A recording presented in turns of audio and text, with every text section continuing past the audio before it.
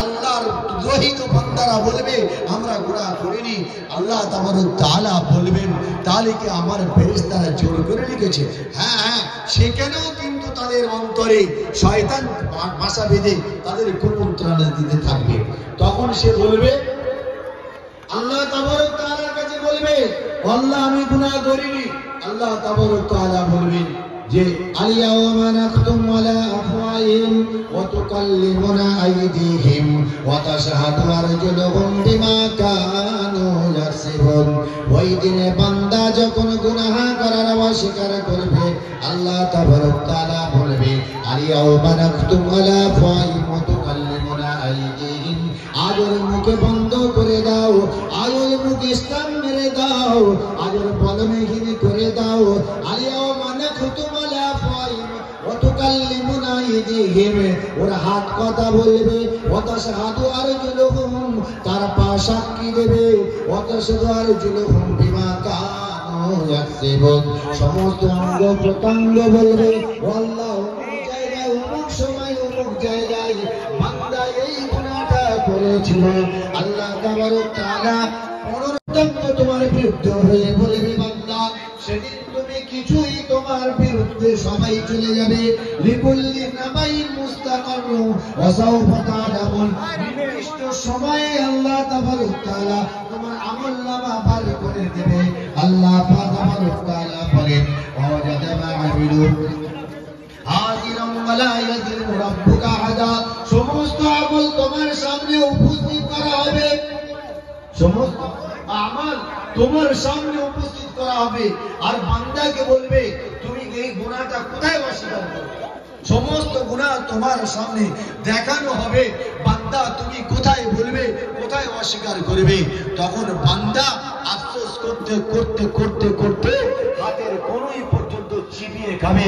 হাদিসের মধ্যে এসেছে নিজের ঘামে সে সাঁতার কাটার মতো তার ব্যবস্থা হবে, সে তার নিজের ঘামের মধ্যে সে কি করবে, সাঁতার কাটার মতো তার হয়ে যাবে। সেই জন্য আমাদের দোস্ত বাচ্চারা ভাইজানেরা বলার উদ্দেশ্য হলো এই যে আল্লাহ পাক আমাদের সবাইকে ঈমান নিয়ে এসেছে। আজ সবে বরাতের দিকে আমরা সবাই অঙ্গীকারবদ্ধ হয়ে যাই, হে আল্লাহ আমাদেরকে যতদিন বাঁচিয়ে রাখবে আমরা নামাজ কোনোদিন ত্যাগ করব না। আল্লাহ পাক আমাদের সবাইকে পড়ার তৌফিক ইনায়াত করুন, আল্লাহুম্মা আমিন।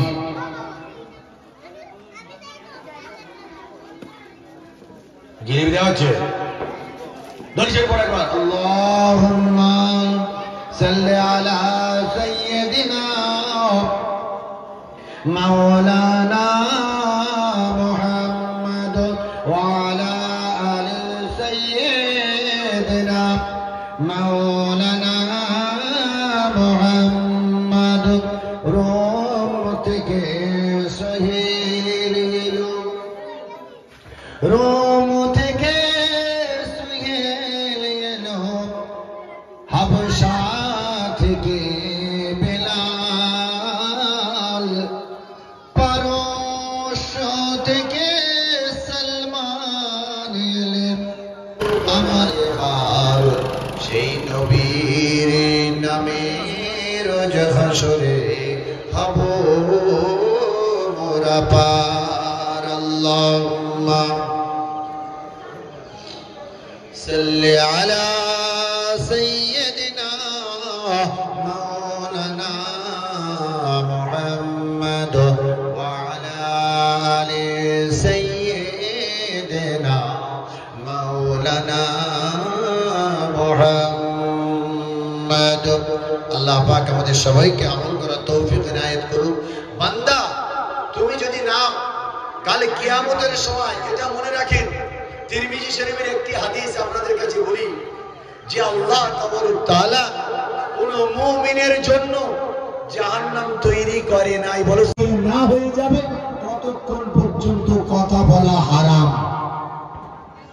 সমস্ত আলেমদের জিজ্ঞাসা করে নেবেন, যতক্ষণ পর্যন্ত আমি ওই বন্ধুদের বলবো পানি চিনি হয়ে গেল, পানি চুন হয়ে গেল, পাকা দেখা ফাঁসিবাদ হয়ে গেল, মনি সাহেবকে ডেকে নিয়ে বিয়েটা পড়িয়ে দাও, বাবা তোর জিনিস তুই যেখানে নিয়ে চলে যাস, আমি আর মনি যেখানে পারি চলে যাস, কোনো আপত্তি নেই, পরে খানা করবি না করবি তোর ব্যাপার। কিন্তু বাচ্চারা ভাই জানেরা পানি চিনি করে আমরা কি 1 বছর 6 মাস 3 মাস 4 মাস ফেলে রাখছি। আর কত রকম ফোনে একদম পুরো এখন ভিডিও কল দেওয়ার পরে সোনা খানা খাওয়ানি হারাম হারাম। এইবার বিয়ে হয়ে যাওয়ার পরে আসার পরে আল্লাহ তাআলা তার সন্তান দিল, 4 মাস 6 মাস আসার পরে বাচ্চা হয়ে গেল। মা যখন ফেসবুক টিকটক দেখছে, মা যখন সিরিয়াল দেখছে, যখন নাচন কদম দেখছে, তখন ছেলেও পেটের ভিতরে বলছে মা তুমিও বাইরে নাচন কোচন, আমিও ভিতরে ডান্স শুরু করে দিয়েছি, আমি একবার বাইরে যাই তার তোমার ব্যবস্থা আমি করছি। আসার পরে মার কথা ছেলে শোনে না, বাধ্য হয়ে হুজুর একটা তাবিজ দাও যে আমার ছেলে আমার কথা শুনে একদম পড়াশোনা করে না। ওরে মোহতারাম আমার দোস্ত, রাসূলুল্লাহ সাল্লাল্লাহু আলাইহি ওয়াসাল্লামের হাদিস, বাচ্চা যখন পেটে আসবে মায়ের নাড়ির সঙ্গে ছেলের নাড়ির সম্পর্ক, মায়ের ব্রেনের সঙ্গে ছেলের ব্রেনের সম্পর্ক। সেই জন্য ইসলামিক বই পড়তে হয়, কালেমা দরুদ পড়তে হয়, কোরআন তেলাওয়াত করতে হয়, সিজদা করতে হয়, আল্লাহর সামনে কাঁদতে হয়। আমরা সবাই জানি বড় পীর আব্দুল কাদের জিলানী রাহমাতুল্লাহ আলাইহি, সবার আমরা জীবনে তো সবাই জানি, তবু আরেকবার আপনাদের কাছে বলি যাতে আমার নতুন করে তাজা হয়ে যায়। আব্দুল কাদের জিলানী রাহমাতুল্লাহ তাআলা আলাইহি যে বড় পীর নামে খ্যাত, আমরা সবাই তাকে বড় পীর মানি, কে মানি না, আমরা সবাই তাকে মানি, কিন্তু আমরা তার নামে শিরক করি না। আমরা তো বড় পীর আব্দুল কাদের জিলানী রাহমাতুল্লাহ আলাইহি মানি। বড় পীর আব্দুল কাদের জিলানী রাহমাতুল্লাহ আলাইহি আব্বাজান ক্ষুধার্ত অবস্থায় নদীর ধারে গিয়েছেন, একটা খালের ধারে গিয়েছেন, যে ওযু করবেন মুখ ধুইবেন, সে মতো অবস্থায় একটা আপেল ভেসে আসছে। একটা আপেল ভেসে আসার পরে তিনি এটা খেলেন, খাওয়ার পরে তার মনের মধ্যে ওয়াসওয়াসা তৈরি হলো, মনের মধ্যে একটা মানে তাড়না তৈরি হলো, যেটা কার বাগানের ফল আমি খেয়ে ফেললাম, কার বাগানের ফল আমি খেয়ে ফেললাম বলে সেই রাস্তা ধরে ধরে ধরে ধরে রাত্রে গিয়ে সেই বাগানের মালিকের কাছে গিয়ে পৌঁছালেন। পৌঁছাবার পরে গিয়ে বলছে যে এই বাগানের মালিক, আপনার একটা আপেল ভেসে যাচ্ছিল, এই বাগানে থেকে আপেল ভেসে যাচ্ছিল, আর তো কোনো এখানে বাগান নেই, এই বাগান থেকে আপেল ভেসে যাচ্ছিল, আপেলটা আমি খেয়েছি, তা আপনি আল্লাহর রাস্তায় আমাকে ক্ষমা করে দেন। বলে ক্ষমা করে দিতে পারি, শর্ত একটা, ক্ষমা করে দিতে পারি, শর্ত একটা, 12 বছর আমার গোলামি করতে হবে। একটা আপেল তখনকার বাজারে 1 পয়সাও না, তাও ভেসে আসছে, খাওয়া যায়। মাসআলা হলো আপনাদের কাছে বলি, যদি কোনো একটা আপেল পড়ে থাকে, সেটা গাড়ি চাপা দেবে নষ্ট হয়ে যাবে, সেটা আপনি তুলে নিয়ে কোনো পরিষ্কার করে নিয়ে কোনো গরিবকে দিতে পারেন, কেন সেটা তো গাড়ির তলায় পড়ে গেলে নষ্ট হয়ে যাবে, তাহলে সেটা আপনি তুলে খেয়ে দিতেও পারেন। অথবা কারোর যদি আপনার জানা থাকে যেটা অমুক জেলার আপনি, তার বাড়িতে পৌঁছে দেওয়ার কর্তব্য আপনার আমার। যদি একেবারে দেখছি কেউ নাই, ফজরের নামাজের সময় বুঝি শিক্ষারে একটা আপেল পড়ে আছে, তাহলে ওটা আপনি তুলে নিয়ে কোনো গরিবকে দান করতে পারেন, কেন গাড়ির চাকা নষ্ট হয়ে যাবে। যে জিনিসটা নষ্ট হওয়ার সম্ভাবনা আছে সেটা আপনি ব্যবহার করতে পারেন, অত কাউকে দিয়ে দিতে পারেন।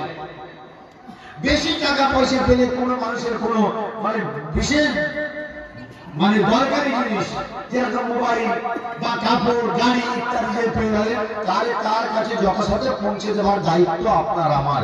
অথবা যদি অনেক টাকা পয়সা কেনাচি হয়, সেটা সরকারি দপ্তরে আপনার পুলিশ প্রশাসনে জমা দেওয়া দরকার। কিন্তু যদি একটা টুপি পরে থাকে, টুপি যদি পরে থাকে, সেটা তো ডিস্ট্রয় হয়ে যাবে, সেই জন্য আপনি ওটা আপনার ব্যবহার করার যদি যোগ্য থাকে, আপনি সেটা ব্যবহার করতে পারেন, অর্থাৎ ধুয়ে ধায় নিয়ে মসজিদে বা কোনো গরিব ছেলেকে দিতে পারেন। দোস্ত, তাহলে একটা আপেল ভেসে আসছে, আপেল ভেসে আসার কারণে উনি খেয়েছেন, খেয়ে নেওয়ার পরে সেই মালিকের কাছে গিয়ে বলছেন যে বাবা আপনার বাগানের আপেলটা আমি খেয়েছি,